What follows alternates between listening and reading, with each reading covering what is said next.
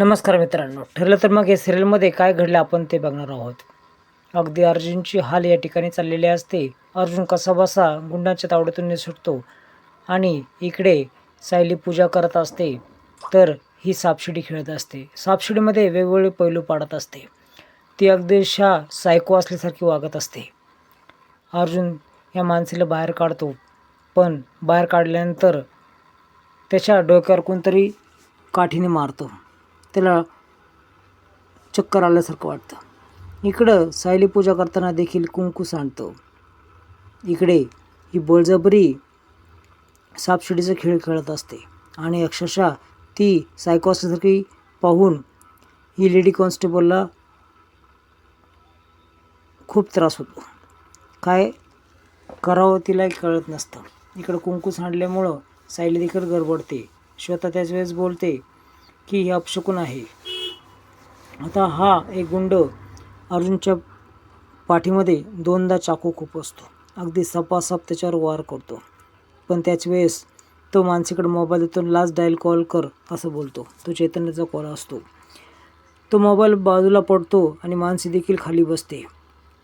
पण मानसी त्याच्या संग बोलणं होतच नाही. चैतन्य सर्व काही ऐकत असतो. चैतन्याचा आटापिटा पाहून अगदी काळजाचा तुकडा पडावा असं वाटत असतं. इकडे मानसी खूप रडत असते. अर्जुन खाली पडलेला असतो. ती बाई त्याला सांगते, ती गुंड त्याला सांगते की जर तू काही सांगितलं नाही तर सायलीला देखील आम्ही ह्याच पद्धतीने मारू. आता हे सर्व घटना तो ऐकत असतो.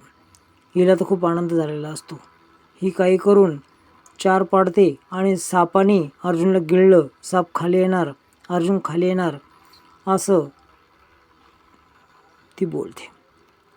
तुझं काय चाललं आहे लेडी कॉन्स्टेबल बोलल्यानंतर अक्षरशः ती तिचा गळा देखील पकडते. लाईव्ह एपिसोड पाहायला तुम्हाला खूप मजा येणार आहे. एक गुंड सचिनला कॉल करून सांगतो की काम फत्ते झालं आहे. हे ऐकून सर्वांनाच आनंद होतो. आता अर्जुन खाली दारातीर्थी पडलेला असतो. रक्तबंबाळा असतो. त्याच वेळेस हिचं कुंकू जे सांडलेलं असतं त्यावेळेस आपण असं काय अपशकुन मानत नाही. अस्मिता बोलते आणि श्वेता ती कुंकू गोळा करू लागते.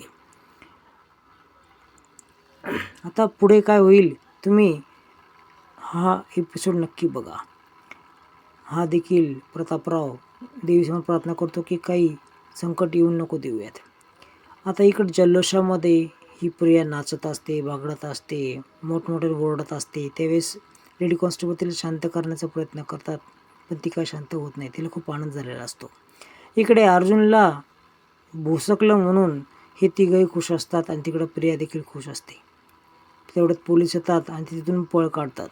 पण पळ करताना एक गुंड पकडला जातो. इकडे अगदी शोलेच्या पिक्चरप्रमाणे अर्जुनला चैतन्य पकडतो. उठ असं बोलतो, पण तो काय उठेना. तो बेशुद्ध असतो, रक्तबंबाळा असतो.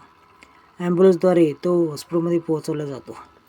आता इकडे पुन्हा त्या गुंडाची वाट हे तिघे बघत असतात. तेवढा त्याचा कॉल येतो आणि कॉल आला तो सांगतो की एक चुकी घडली आहे.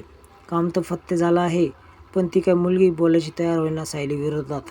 आणि अर्जुनला जिने मारलं त्यापैकी एक गुंड पकडला गेला आहे. आता त्यावेळेस या तिघांना काळजी लागते. आता काय होईल हे त्यांनाही माहीत नसतं. मानसी तर पोलिसांच्या तावडीमध्ये गेलेली असते. इकडे सर्वजण सायलीला वर पाठवतात. अस्मिता देखील तिला वर घेऊन जाते. तेवढ्यात प्रतापरावांना हे चैतन्याचा कॉल येतो.